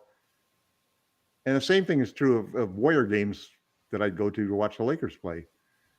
And the few games that I've gone down to Staples and to watch, I've seen the same thing, which is that some of the fans' attention is probably split 50-50 between the concession stands and the game. Half of the time they're either in the restroom or buying a beer, and the lines are just incredible. And it's like nobody's really watching the game. Maybe third of the audience really watches the entire game. The rest of them, they're talking to friends and they're having a good time, or they're going out to the bar to get a drink, or another beer or whatever. So it's like a whole social event. It's not like it's. I used to have that same problem. People would invite me to, come on over, watch the game with us, Tom. Come on over. I don't want to watch the game with other people. I don't like watching the game with a crowd. Well, because I don't like to get interrupted. I don't like to get interrupted when certain times in the game when I'm watching something. There is this understanding that if the Dodgers are playing, or the Lakers are playing, or the Steelers are playing, and we go to that game, I don't get up. I only get up for the Yahoo just gonna order his fifth freaking food, whatever the hell he's slop that he's gonna go order at the behest of his wife to go get whatever. That's the only time I get up. I'm there. I was at the Padre Dodger game last year that ended at 12:59 a.m. I think it went 16 innings. I think that's what it was. No one would have stayed for that. I went by myself, of course. No one would have stayed 16 innings on a weekday. Come on. And of course, any other game, I don't leave early unless the Lakers were getting maybe blown out by 30, which I can't remember ever going to a game where they were getting blown out by 30. So I don't think I've ever left early. Well, we'll see what happens with what's going on for the next few days, because next game for the Lakers is on Wednesday in Denver, 7 p.m. Pacific time. Start time will be on after the game. I'm still trying to figure out how we're going to do that logistically, because I will not be here. I will be actually flying on my way back and forth from Los Angeles. So I'm going to have LakerTom, Joe Soro step in for me as far as doing the hosting on the show, because Jamie Sweet will also be out. But we will be here. Guaranteed we will be here. Somebody will be here to man the ship at the Lakers Fast Break. If you have any questions for us, please go ahead and hit us up. LakersFastBreak@yahoo.com, Lakers Fast Break on Twitter. There's LakerTom on Twitter, Lakerholics.com, LakersBall.com, and of course, in the comments, you guys are awesome in the comments on YouTube, even after we go off the air right here at the Lakers Fast Break. If you have not subscribed yet, please go ahead and do so you get the latest notifications on when we go live on the air, or when I drop videos, because I drop videos that I record on Facebook, because I'm doing Facebook exclusive stuff and stuff that I'm dropping later on for the YouTube followers as well. So go ahead and check that out. But you can only find out if you're subscribed today, because you never know what's going to happen right here at the Lakers Fast Break. And of course, always hit us up wherever you get your podcasts. Paul Lippman says the Lakers are looking for a deal that makes them a contender, i.e. an all-star level player. If one did become available, would the Lakers be the only one bidding? You're right. Another 10 teams would probably be bidding on the same guy as well. So we'll wait and see. I mean, the Lakers obviously have been very reluctant to go ahead and give up both those first-round draft picks. What will make them move the needle? Will it be continual losing by the team? Will it be something different? Joe, any last thoughts? And I'll hit you up, LakerTom, before we head on up. Last thought is decide on what you really, really want your identity to be. Your identity at this point is you suck as a GM, you suck as an ownership, and your team sucks. I would have a lot more respect for management if they at least take care of the things they can control at this moment on a Sunday at 4:37 p.m. Pacific time. And I already told you what they need to do. You do that, and you have my continuous support, regardless of how angry I get at them, how mad I get about the games. Doesn't matter where your mind leans. At the end of the day, I'm still a Laker fan. I'm still going to watch the games. I'm not doing it because I'm on a show afterwards. I've been watching Laker games for years. Take care of what you can take care of right now. You know what the main problem is. You need to get it freaking gone. Get it out. Oh, Get that's it out. awesome, Jim. Cut it out. That's it. Gone. Then take the next step. But that needs to be number one. I'm out. Jim Faison said, Joe and LakerTom running the panel by themselves. We'll have the medical staff on standby. This will be a heavyweight bout. Just kidding. This will be like the shoving match that happened in Toronto. As far as with that's a pretty good shoving match. Why does everyone think that me and Tom are adversaries? Really? I think you guys have. Tom and I have argued more in the past. To be quite honest with you, I told you guys this from the beginning, and I told Gerald this 100 times. I don't have feelings to be insulted. So what do you guys? Well, I don't really try to insult people. So I don't. Fine. You've done it to me on the air. I've done a show with an only child. Okay, if you guys have ever paid attention to how only children, one of my best friends was an only child, so I had a little bit of practice with this. Only children have this tick. It's a natural selfishness in their wanting things. If you can work with someone who has that mentality, you can work with anybody. And at the end of the day, it's good video. It's good commentary when you can use that as part of look at what Jim just wrote, right? Look at how he's interpreted our relationship. I've never had one argument with Tom ever. We've been talking on here for a year. If we were going to have a problem, we would have had a problem by now. But I'm glad you guys see it that way. It's basketball, you know? Yeah, I mean, at the end, we're going to have different opinions, but I'm not going to get off air and go, Gerald, 10 years ago might have been different. 10 years ago it might have been different.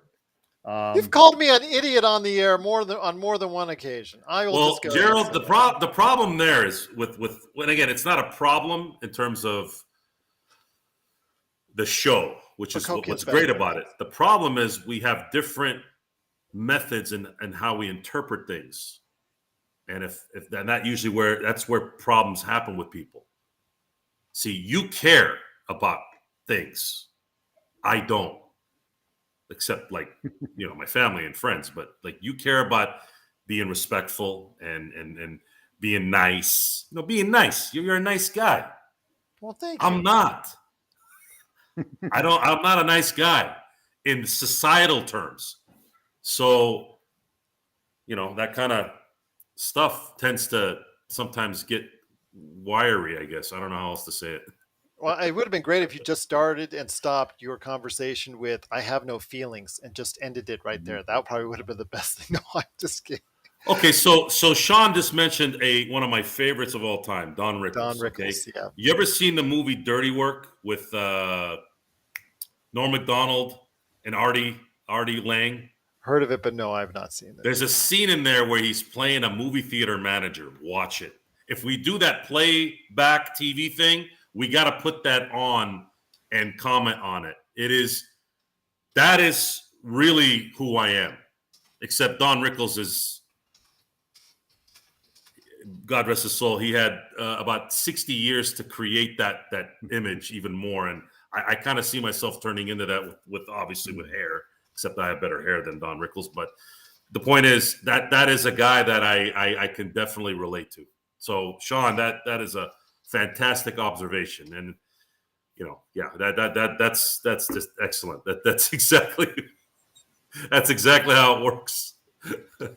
No, Jim, believe me, these guys were doing fine. You've helped lighten the room. You did a great job. Absolutely. You and the entire chat room did a great job indeed. But once again, the Lakers didn't do a great job down the stretch. They couldn't execute and lost 106 to 104 to the Portland Trailblazers. What do you mean no? The last 90 seconds they didn't execute well. Don't tell me they No, did. you got to look at the big picture. You're only looking at the small picture. You're only seeing the trees, man. You're not seeing the forest. You know what the ranking is right now for the Lakers offense? 30th. 30th in the league. We all know why. Here's what's the good news. You know where they rank defensively? Top 5. 5th in the league in defense with 3 losses. That's huge news. These are like preseason games in many ways, except they count. So you don't want to lose them, and it hurts to lose them. But the other side is don't lose sight of the big picture. Darvin Ham said, I'm going to create a defensive team. Rob Pelinka went out there and got a whole bunch of guys that we never heard of, but they were younger and more athletic.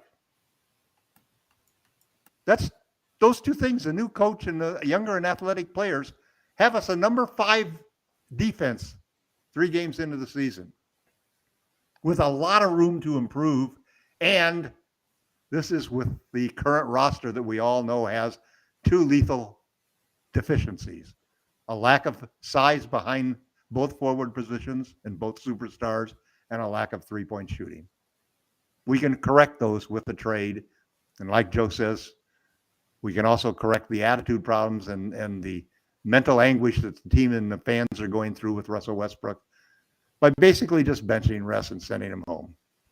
And we should do that immediately. We should contact the Pacers. We should make the trade.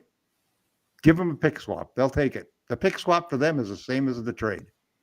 They're just counting on a Laker trade being a number 2 or 3 pick in the draft, or a top 5 pick in the draft. And there's a chance it could be if the Lakers don't make these kinds of moves, because you need to make moves to get guys. I mean, Turner's only 27 years old. Buddy is only 30 years old, 29 years old, actually. So you get 2 guys that you can lock up for the rest of, let's say, LeBron's situation. You keep him for the 2 years along with AD and LeBron, and you're going to have a dramatically improved team that's going to probably make the playoffs cleanly, not have to play in the play-in tournament. And if LeBron and AD are healthy and playing like we've seen them capable of playing right now, and we have some upgrades in the situation with respect to the players that are supporting them, and we have another center who can block shots and a 3-point specialist who can nail 4 threes every single game, there will be a totally different team. And the other side about all of these young players, these young defenders that we have, the teams that we had the last 2 years were so old that you couldn't expect anything but for the quality of play to deteriorate as the season went on. I think we're going to get the complete opposite this year. I think we're going to see the quality of these young players dramatically improve because of the player development attitude of the coaching staff. And we have 3 specialists in player development among the top 3 coaches on this team. And I think that they've done a terrific job in getting this team to play defense. Playing defense is a lot harder to do as a team than playing offense, just simply because everybody's got to be on a string. And these guys have shown the capability for doing that. And I think that we need to give a lot of support to the team for the fact that we're seeing some really positive things. And the things that we're not liking are things that we can fix with a good trade. The question is, will they make, or when they make that trade? Although I'd love to send them clips from you this year to clips from you at this point in the season last year, because they eerily sound the same. It's just one game. It's just one game. You kept on telling me it's just one game, and it turned into 2, it turned into 3, it turned into 4, 10, 15, 20. But the truth is that statement was true all the way along. But what was inherent in that whole situation at that time was they really didn't have anything to do because they wouldn't trade Westbrook. You know, they hung in there and let it go by the trade deadline and let it go by everything without making any major improvements. And, you know, it was a second straight year where injuries sort of gave them a reason to quit. And that team last year, though, quit. They, like Joe said, by the end of the year, they quit. You saw it in their face before every game. You saw it as soon as the first run came from the other team. I haven't seen that from this team. I've liked the way they've responded. I just like Joe. We need something to happen before bad habits get installed, and before the team loses faith and thinks that they're jinxed or something like that. Everybody who's played this game knows how mental it is, man. Making shots, and making confident plays are all so dependent upon being confident of not only your own play but your teammates' play, and how well coordinated you guys are as a team, and how you know exactly what to do in every situation. This team will get better as the year goes on. I think that's one of the things that it's a big benefit of the way it was constructed and the coaches they have. Number 5 defense in the NBA right now, the 0-3 Los Angeles Lakers. I will say that right now things need to change and need to change in a hurry. I will say Sean says something to the effect that, Russ is a difficult personality issue. That's why you hire contractors and not watch YouTube videos and going to Home Depot. But I like YouTube videos, especially the Lakers Fast Break channel. So, Joe, any last thoughts before we head on out? You're on mute. That was a funny comment about the contractors. Yes, but I like YouTube. I like it. YouTube comes in handy. I actually fixed my washer using I fixed a YouTube things video. on my refrigerator. The garbage disposal, YouTube. On my TV, on YouTube. Putting the bidet on my toilet, YouTube. So that's a little too personal, but all right. I knew that would make you, kind of weird. So that's why I said it.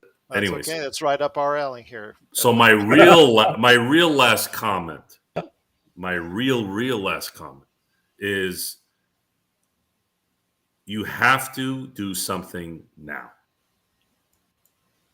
There's got to be something done now to get this team to be at least mentally going into each game with no distraction. Right now, we don't need 17 more games. Right?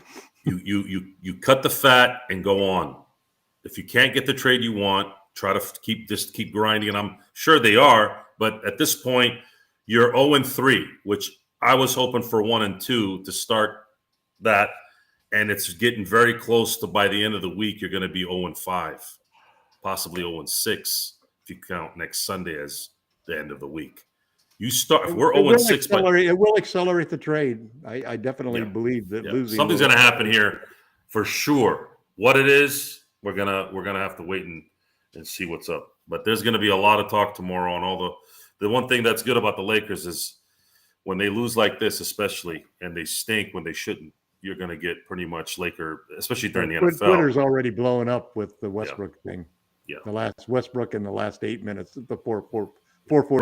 Westbrook has to go, guys. He's got to go. 8-point lead, and they put him in for the last 442. Other than what a waste! Last 30 seconds. What a waste! Absolutely. What a waste! What a waste indeed. I mean, you could see it coming. The thing was that as soon as it started to lose a couple points here and there, you saw it coming. It started to snowball. You should have saw pulled it right out. Well, the first shot he took was a 3. Yeah. The first shot he took was the wide open 3. With the Crypto.com arena groaning not to shoot the ball. No, you could hear it audibly. It would have been great if it had been one of those, no, yes. Well, with us, with him, it's no. Unfortunately. Yeah, unfortunately indeed. Speaking of which, Petting My Cat has fixed his toilet with YouTube as well. It seems to be the place to go if you want to fix your toilet. Yeah. The thing that is going down the toilet rather quickly is the Lakers' outside shooting if it continues at this rate. Again, they're right around 20% from 3. But I will tell you what, who wins first, the Sixers or the Lakers? I'm going to have to look at the schedule, but I'm going to say the Sixers off bat. Joe, Sixers, Lakers? Sixers will win first before the Lakers, yes. Tom, Sixers, Lakers? Thinking about it. Lakers. Yeah, I knew he Gotta was going stay to say that. positive, man. You got to You stay always got to be positive. LakerTom. No They're worries. playing the Pacers tomorrow Yeah. at home. They're going to win Care, tomorrow. care to change your mind? Buddy's been shooting well, man. You never know. You never know. I mean, Ben Matherin, my God, Ben that kid Matherin's has been blowing it playing up. so well. You know what? And that's some of the things we're going to cover on Monday's show. I will tell you, we're going to do it from 9 p.m. Eastern, 6 p.m. Pacific. It's going to originate, especially for Sean, off of StreamYard. We're going to go direct to our Facebook followers because we don't pay as much attention as we used to. That's where we came from, was Facebook. So we're going to go ahead for our Facebook followers. If you like already the Lakers Fast Break, we're going to be on live at 6 p.m. Pacific, right there for you on Facebook, covering the NBA. Like Paul has asked for, we're going to go ahead and do that, cover a special NBA and also Lakers-centric show, a total roundtable discussion on the NBA and the Lakers, where we stand after the first weekend here in the NBA. Also, as well, we're going to go ahead and be here on Wednesday. There will be coverage from the Lakers Fast Break post game. Not sure who's going to do it yet, but we will be here. But yes, I will say also for the Monday show, if you cannot catch it live on Facebook, I will be uploading it immediately to our friends right here on YouTube. So go ahead and subscribe today so you get the latest notifications on when something is put out there on the channel, either live or right afterwards, right there for you, right here at the Lakers Fast Break. And if you do, it is sincerely appreciated. Once again, it's the Lakers Fast Break. Guys, you've been incredible in that chat room. The Sword of Truth. Man, just so many new faces. So many new faces. If you haven't subscribed today, be a part of the fun here continuously at the Lakers Fast Break. It is so tremendous seeing all these new names in the chat room. You guys are awesome. Sort of Truth 2 says, don't you think blaming Russell Westbrook is illogical if you let me say it one more time. Don't you think blaming Russell Westbrook is illogical? It's a team game. Plus, you can blame LeBron James. He's the leader. Yes, LeBron James did make mistakes down the stretch. Maybe he was tired from being gassed for playing 38 minutes. Everybody has to share blame. Everybody on the team has to it is share a the team blame. game. You're right. The coaching, as far as the substitutions, obviously keeping Russell Westbrook out there, it is a team game. And you're right, Sort of Truth. I'm glad you brought us back into perspective. But when there's one glaring issue on the court that's really making mistakes at critical times, such as we saw LeBron, he got you to that point where you were in the ball game and you were ahead. So if he's making mistakes, it just comes par for the course. But when Russell Westbrook is shooting 4 for 15 and really not getting it done and making those kind of choices and mistakes down the stretch, I think it says more about He'll come off he's the in the bench game. the next game probably, rather than being sent home. But that's at least a step in the right direction. You say that now. The team has 2 days to decide before they hit the road on Wednesday. I just think that the Lakers as a franchise are not going to disrespect Russell Westbrook by sending him home. No, agree? Disagree? They've already said that. They've already said that that's not going to happen. They don't send him home, we're not winning. I know, anything. But they're going to put him up. They're going to have him come off the bench, and he won't be closing games. Then Darvin Ham better not have him play the fourth when they're close. Yeah, no, he won't be closing. That's my compromise. He's not going to be closing games because he needs shooters at the end. We'll you have see. LeBron with the ball and nobody to pass it to who can make a shot. The next close game, we'll see what happens. Close game, we'll see what happens. Well, that's what's going to happen. You wait on is Wednesday night when we play the Nuggets. Wednesday night, yes. Wednesday night, Westbrook will come off the bench. Well, if the Lakers are losing big or the Lakers are winning big, no, that's different. The next close game. Let's talk about the next close game. How about that? Is that a fair way to assess that? Wednesday, he won't close out the fourth quarter. He won't play the last 5 minutes of the game. Well, that could mean the Lakers could be losing by 20. That's Well, no, because the reality of the fact is that what you want Russ playing against is the second team's point guard. You don't want him playing against the first team's point guard. I mean, that's the whole logic of it, that he can be Russ when LeBron and AD are out of the game. Or at least when LeBron's out of the game. That's what they're going to do. I think Westbrook. They're going to flip-flop LeBron and Russ, basically. I think Westbrook's worse than a third-string player right now. He's terrible. He's a terrible basketball player. Walker basically probably is our second-best playmaker out there. You know, he's actually very good at attacking the basket and making a good pass. Yeah, he can definitely get to the basket. I've been impressed with Walker. Just one note one more time. Star Child 15, Sword of Truth 2. You've been awesome. Everybody's been awesome. All these new faces. Just to let you know, Star Child, they cannot, under any circumstances, get the first pick in next year's draft because New Orleans owns the rights to swap picks. So let's say New Orleans has the 25th pick and the Lakers have the number 1 pick. They would immediately want to swap with the Lakers. They have that right due to the Anthony Davis trade. But what if they had the number 2 pick and we had the number 1 pick? And you really think New Orleans is well? New Orleans could fall out of the playoffs. You never know, and come very high. Somebody gets injured, and everything turns around. And I bet they were supposed to be good 2 years ago. They were supposed to be good last year. Zion's got a lot to prove still, but they are undefeated so far. But yeah, doesn't look just good 3 so games. far. Just 3 games. It's just 3 games. Sounds so much like he did last year. I gotta send this to Jeannie.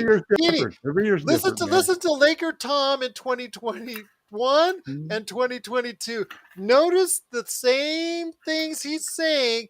Can you get go back to 2019 and 20? And I said the same things too. And we won a championship. We were winning by that time. Well, we won a championship that year. Yeah, I said the same things then. I'm trying to induce some action on her part that will spur something going, and maybe clips of LakerTom may do that. That's what all those secret photos you have of Rob Pelinka with various celebrities that are too, personal to be displayed. I think it's time to cash them in. Well, I wish I have. I'll look up the blackmail. Maybe the blackmail photos are in here. I'll have to figure that out. Indeed. But once just send them along with a copy of a trade request. Trade machine request for the Pacers, and just send that in the pictures to Rob. And by Wednesday we'll have a new team. Yep. Oh, Denver Nuggets, baby. Hey, another person. Hey, we truly appreciate, even if yes, most individuals talk bad about us when they're fans of other teams, but I like it when fans of other teams come by and stop by on the show and share some dialogue, positive dialogue. Or number 5 in defense after that game. Yep. Denver Nuggets, baby. The Lakers could have won your games. Your guys' defense is great. I think you guys are in the top 10. Yes, as LakerTom indicated, number 5 in defense. It is in the Lakers' best interest to trade Russell Westbrook. You're preaching to the choir, Denver Nuggets, baby. You're preaching to the choir. It is just great to have you here the Nuggets would be great with Russ, I mean, just positive content. Take almost anybody you want to give us. Appreciate the thoughts, Denver Nuggets, baby. Paul, other fans of other teams that come and say just constructive things instead of just Lakers suck, blah, blah, blah, LeBron sucks, blah, blah, Yes, we hear that all the time. We read that all the time. For Jokic, that would be one heck of a deal. But when you guys come in here and say positive things, or constructive things to create a dialogue, a positive dialogue or constructive dialogue, that we truly appreciate here at the Lakers Fast Break. They won't be here when we win, Gerald, so forget it. I just like it. It's just nice. It's just nice. When you have constructive dialogue with other NBA fans that are not fans of your team, it's just cool. It's kind of cool. And that's what we're going to cover tomorrow on our show tomorrow. The starting lineup should be Pat Bev, JTA, Troy Brown, LeBron, and AD. We'll see on Troy Brown. He's not a great outside shooter. He is coming back after a back injury. He kind of maybe had some wind issues yesterday, but we'll see. Derek Grimsley is back saying, "What's up, Laker Nation? Better days ahead. We just got to keep our heads high." That's the positive spirit right there for you. That's the LakerTom way right there for you. Positive spirit. I like that. Number I like the sound of that. Defense in the league. Yes. I like that. I like that as well. Top 5. That's where you want to be defensively, man. Joe's looking at it one side. Tom is looking at it other. Last in the league in offense. Last in the league in 3-point shooting. Tom is looking at the bright side at 5th in defense. So I'm looking at the things that ought to make Rod Pelinka take action. And there was a lot in this game. Here's the thing. This whole take action thing and affecting him, because it's a double-edged sword, because on the one hand, the team losing really puts pressure on him. But what's really putting pressure on him is the fact that the team has played so well in those 3 games and has gotten better each game. gotten closer to winning each game. Okay. So all of a sudden it becomes a concern that the losses could affect the young players that are doing so well, playing such great defense. And it does. When you lose 6 or 7 games in a row, it could be a lethal situation for a young team. They could lose their confidence and fall apart.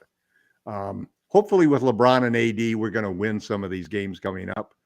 And the first 10 games are a lot harder than the second 10 games. The second 10 games have a lot of teams that were ranked below us.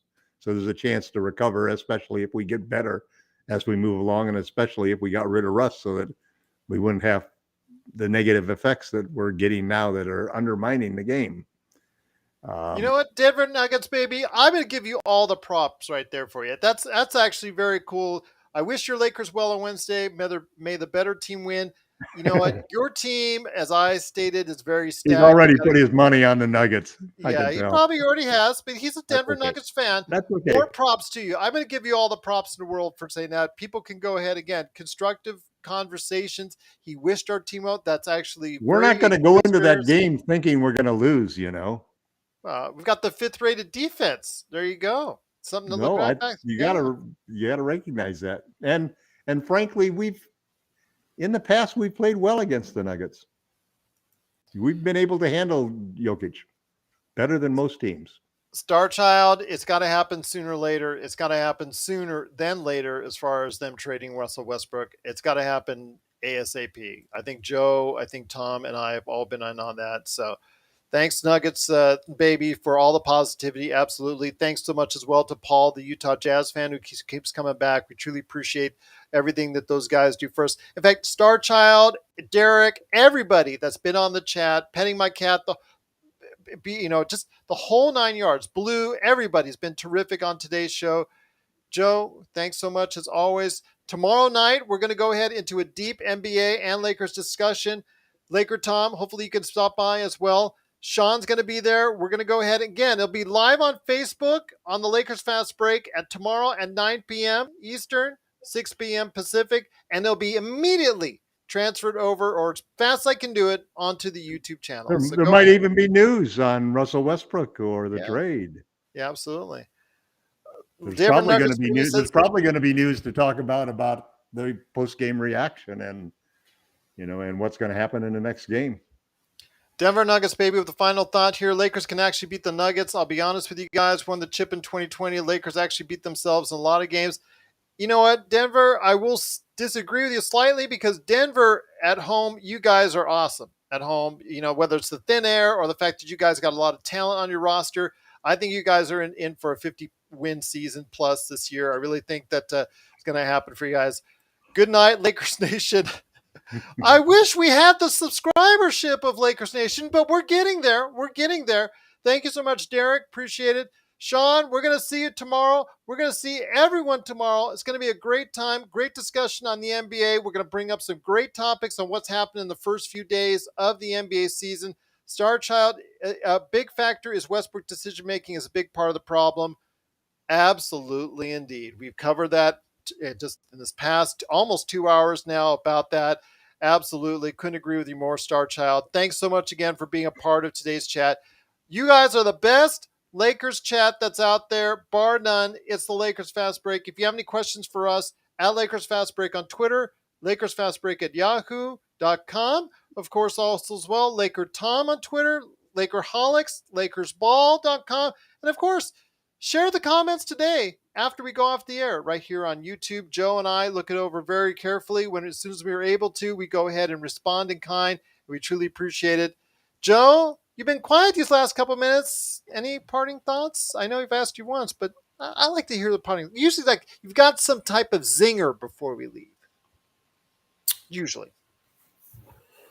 Something different, not what I've been repeating the last 30 minutes. Usually, sometimes you just grunt and groan and growl, and that actually works enough for our audience. Well, since we've got a kind of a new contingency here. Yeah, a lot of new faces. I love it. Yeah. Absolutely great. And they've all been great. They probably haven't seen me grunt, but I'm not going to grunt until we probably get to the next game and not have anything done. So, Rob, Jeannie, send him home. Send him away. Gone. Off the team. Not on the bench. Not in the second quarter. Off the bench is the most they're going to do. Out. Gone. Should have happened at the beginning of the year. If you're not going to make a trade, at least let the young guys play and at least give them a shot here. This guy is a disaster, and it's worse than anyone would have ever thought. I don't think anyone expected it this bad, even you, G.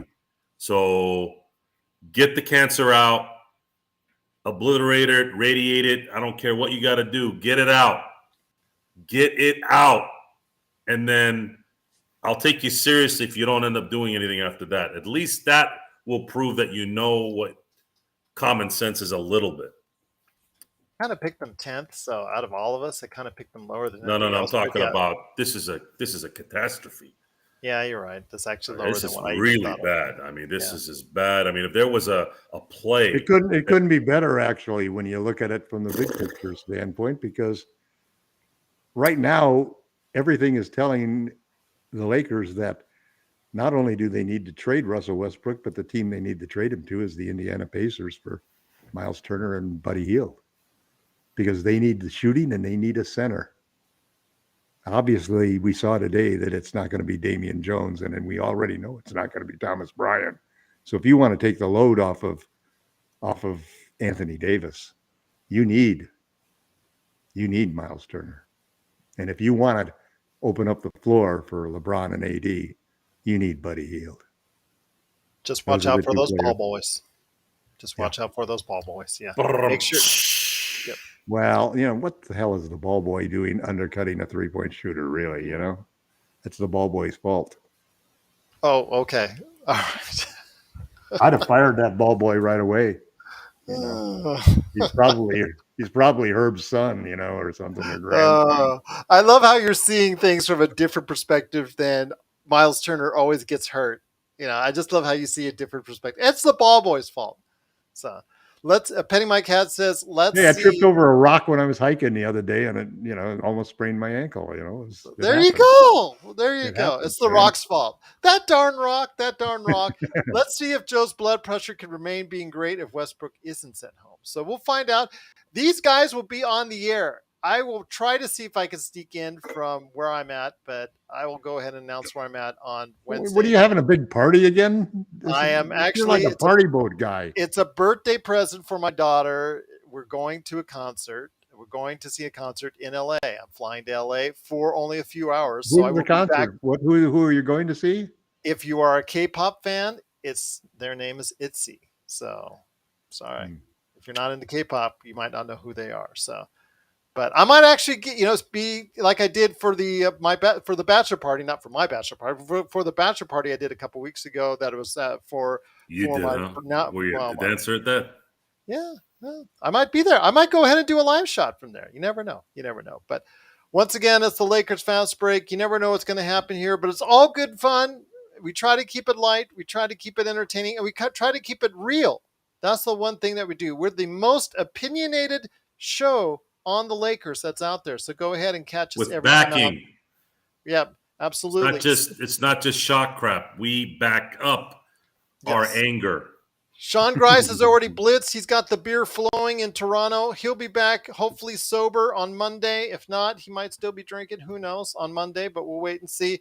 But go ahead and check out LakersBall.com for the best in conversation. Go ahead and check out LakerHolics.com as the #1 Lakers blogger, LakerTom, and also Jamie's Sweet 5 Things. Their articles right there at LakerHolics.com. Go ahead and check them out. And don't forget, if you're in the Southern California area, you can have your lawn transformed today at Sinblades with a Y.com. And of course, for the best in pop culture cosmos as well. All right. Once again, the Lakers do fall 106 to 104. 2 hours. You got 2 hours of us. What better way to go ahead and spend your Sunday with us? But we'll be back on Monday. Hey, that sounded good. But Monday, we'll be back talking the Lakers and the NBA because Paul asked for it. We're going to drop one on Monday. Plus, never know, we may drop one on Tuesday too. But we'll definitely be back on Monday, 9 p.m.